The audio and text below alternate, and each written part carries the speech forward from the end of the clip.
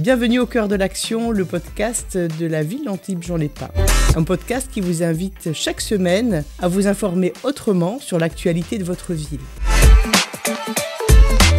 En plein cœur de l'été, Jean Leonetti fait le point sur les travaux sur les plages de Juan-les-Pins, les animations et la sécurité estivale. Merci à tous nos auditeurs et rendez-vous le 9 août prochain pour un épisode au cœur de l'action spécial été. Bonne écoute à tous. Jean Leonetti, bonjour. Bonjour. Dites-nous, où en est-on des travaux de Juan-les-Pins ? Les travaux se poursuivent, et se poursuivent positivement, puisqu'on a pu déjà ouvrir l'esplanade au bout de Courbet. Désormais, quand on descend Courbet, maintenant, on a la vision sur la place Holstein et sur la mer.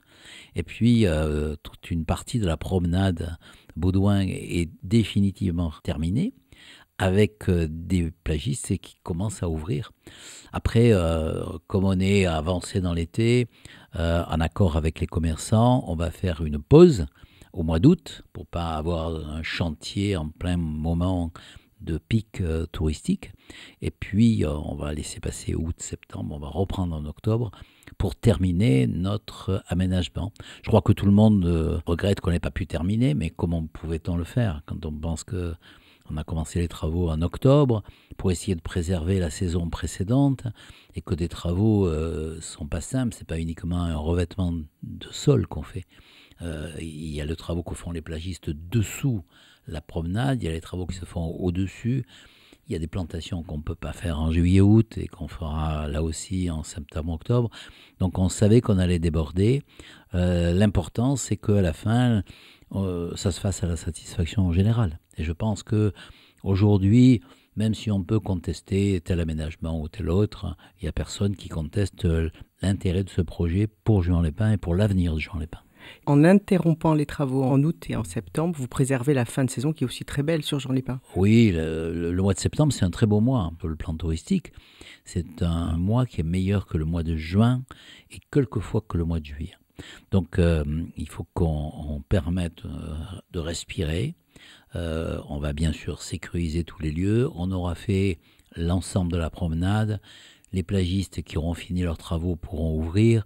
Et puis ensuite, on rentre dans l'hiver. Et c'est beaucoup plus facile de faire des travaux en hiver à Juan-les-Pins que pendant la période estivale, c'est une évidence. Je reviens sur la sécurité. Pour autant, la vigilance ne baisse pas. Hier, vous avez eu une réunion avec le commissaire dans laquelle vous êtes exprimé largement là-dessus. Vous mettez la priorité toujours sur les accidents de la route. Bien sûr, il y a plusieurs types d'insécurité en été. Bien sûr, on surveille les plages parce qu'on a peur des noyades et on a mis un dispositif qui doit être efficace. On a quand même plusieurs stades de noyades qui ont été sauvés déjà dans ce début de saison. Le deuxième, bien sûr, c'est l'insécurité avec l'agression des personnes ou le vol des biens. Et là, on a une baisse très significative. Et pour autant, il faut continuer à être très vigilant sur tous les événements. Et en particulier, on a le dispositif classique à Antibes, qui est les portiques et les fouilles systématiques. Et ces fouilles, je le répète, ils ont quand même abouti à obtenir la confiscation d'un certain nombre de couteaux qui sont quand même une arme redoutable dans les bagarres qui peuvent se produire en France, on le voit. Et puis, il y a la sécurité routière. Il faut qu'on continue à travailler dessus, d'abord parce qu'on constate malheureusement qu'il y a des personnes qui sont mortes, d'autres ont eu des dégâts importants, et c'est évitable. Il faut un peu plus de prudence, un peu plus de respect des règles. Cette sévérité-là, qui va à l'encontre de personnes qui sont des contrevenants, en même temps, on les protège. Quand on arrête quelqu'un qui roule à 156 sur une route d'Antibes, peut-être que si on ne lui met pas le PV, on ne confisque pas la voiture, on n'arrête pas la voiture, peut-être qu'il va mourir. Donc il faut qu'on continue à être sur ce plan très sévère. Et avec le commissaire de police, on a fait plusieurs opérations et on va continuer à en faire, en particulier sur le fait que c'est les deux roues et les piétons qui payent le plus lourd tribut. Donc il faut qu'on continue là-dessus. On continuera, on ne relâchera pas. Le préfet est d'accord, on fait des grosses opérations, mais attention, je dis à tout le monde, attention. Dans une moto qui vous double, c'est peut-être 2 policiers qui sont en train de constater que vous regardez votre portable. Dans une voiture banale qui est rangée le long de la route, il y a peut-être 2 policiers qui ont un radar à l'intérieur de la voiture et qui contrôlent votre vitesse. Il faut que nous n'ayons pas le réflexe de dire « ah ben là je fais attention parce qu'il y a un radar et puis après je me lâche ». Non, Il ne faut jamais se lâcher, parce qu'on sait qu'on peut le payer de sa vie, on peut surtout le faire payer à quelqu'un d'autre. C'est une culpabilité indélébile qui reste dans votre cœur si vous provoquez un accident mortel. Ce que vous dites, c'est que ce n'est pas parce que les policiers ne sont pas là officiellement qu'ils ne sont pas présents en fait. Oui, ça va un peu à contresens de ce que les gens nous demandent. Ils nous demandent « je veux du bleu dans la rue », ça sécurise. Je vous garantis que la brigade anticriminalité qui se balade à Juan-les-Pins et dans la Pinède la nuit, si vous les rencontrez, vous ne savez pas que c'est des policiers. Mais eux, ils sont habilités à agir sur cette délinquance qui fuit l'espace bleu pour aller commettre ses méfaits dans un autre espace. Donc il faut qu'on continue à avoir cette stratégie de discrétion. Et puis on a reçu le 4e chien, et donc notre brigade canine est maintenant parfaitement au point, et elle est très dissuasive sur les regroupements de personnes. Il y a une action aussi qui est très ciblée sur les trottinettes qui est en train de s'organiser sur la ville. Oui, vous avez vu que dans les villes voisines, il y a un mort. Mais est-ce que c'est étonnant? Sûrement pas. Normalement, une trottinette, elle va à 25 à l'heure. Normalement, elle ne va pas en zone piétonne. Et là, on voit bien, normalement, elle ne va pas sur un trottoir. Et là, on voit bien qu'ils sont sur les trottoirs, que la plupart sont débridés, et qu'on voit des trottinettes passer à 50 ou 60 à l'heure. 50 ou 60 à l'heure, il n'y a aucune protection. Aucune. Donc, il n'y a pas de casque, il n'y a pas de gants. Ni pour le piéton d'ailleurs. Et le piéton peut en faire les frais, comme ça s'est passé aussi dans les villes voisines. Donc je rappelle qu'un arrêté interdit la présence des trottinettes à l'intérieur des zones piétonnes. La zone piétonne, c'est fait pour piétonner, c'est pas fait pour passer avec des véhicules. Si on a une trottinette, on descend la trottinette, on la pousse à côté de soi. Et puis le deuxième point, c'est que ça ne limitera pas à la police municipale. La police nationale va aussi prendre des mesures, et des mesures d'envergure, parce que là aussi, c'est malheureusement des candidats à l'accident grave. La police va confisquer les trottinettes ? Oui. Quand elles sont prises en flagrant délit d'excès de vitesse ? Si on prend quelqu'un qui fait un défaut parce qu'il est en zone piétonne, et qui ne doit pas être sur la trottinette, on ne lui confisque pas la trottinette. Par contre, si elle est débridée, si elle est trafiquée, à ce moment-là, effectivement, elle est confisquée. Après, le propriétaire aura le choix à la remettre en ordre et en règle, ou bien ça sera la destruction.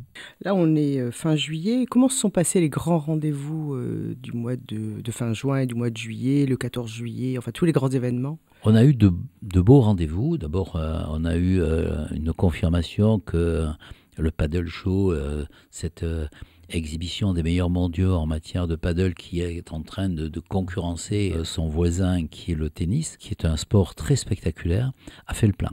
Ensuite, Kev Adams, avec l'humour à la plage, a fait le plein. Et au passage, il est passé quelques jours après sur TF1 avec une publicité pour Juan-les-Pins qui était très très très positive, parce que Kev Adams est un amoureux de Juan. Et puis ensuite, on a eu évidemment les feux du 14 juillet et du 13 juillet. Il y a eu un afflux de population très important, en particulier le 14 et à Juan-les-Pins, et 0 incident, comme on avait eu 0 incident sur la fête de la musique. Donc bravo aux forces de l'ordre, aux forces de sécurité de la ville qui se sont coordonnées efficacement sur l'ensemble de ce sujet. Et puis il y a le Festival du Jazz. L'incontournable, 64e édition, le plus vieux et le plus beau festival de jazz d'Europe, qui a cette année fait 10% de plus que l'année précédente, qui elle-même avait fait 10% de plus que l'année précédente. Donc on a le plus grande affluence qu'on ait jamais eue au festival de jazz d'Antibes Juan-les-Pins. Ça prouve que la programmation était bonne, ça prouve que la Pinède a toujours son charme, et ça prouve que quand on met les ingrédients qu'il faut sur un territoire comme Antibes Juan-les-Pins, on aboutit à la réussite. Et là aussi, aucun incident. Donc je me permets de dire que dans le contexte français dans lequel on est, dans le contexte même de la Côte d'Azur dans lequel on se trouve, le fait d'avoir une début de saison avec beaucoup d'affluence, beaucoup de succès sur les événements et une délinquance et une insécurité qui est en baisse, c'est des éléments encourageants. Après, il faut être prudent, le mois d'août n'est pas passé et restons prudents jusqu'au bout. C'était ma question, août c'est toujours un peu plus compliqué. Août c'est plus compliqué, il y a plus d'affluence. Nous on va limiter pour alléger la charge de la police. On va alléger les événements, parce que les événements immobilisent beaucoup de policiers, et on va garder que les feux d'artifice, et puis notre traditionnel footy-volley, qui là aussi est très spectaculaire. Et puis peut-être qu'un jour, les Français battront les Brésiliens, qui généralement prennent tous les titres. En tout cas, c'est un beau spectacle aussi, un beau spectacle sur le sable, un beau spectacle sportif, et c'est les meilleurs mondiaux qui, comme d'habitude, s'affronteront. Donc on va avoir un mois d'août, comme d'habitude, chargé, dense. J'espère que tout le monde le passera, qu'il soit Antibois ou Juanais, qui reste sur sa ville, ou des touristes qui viennent profiter de notre belle ville. Et puis pour la plupart d'entre nous, c'est aussi un mois de tension, de travail et de vigilance. Merci à tous, bon mois d'août. Merci beaucoup. Au cœur de l'action, c'est un podcast d'Antibes Juan Lépin. À la technique, Jean-François Diaz. Au micro, Florence Bellon. Et nous, on vous donne rendez-vous la semaine prochaine.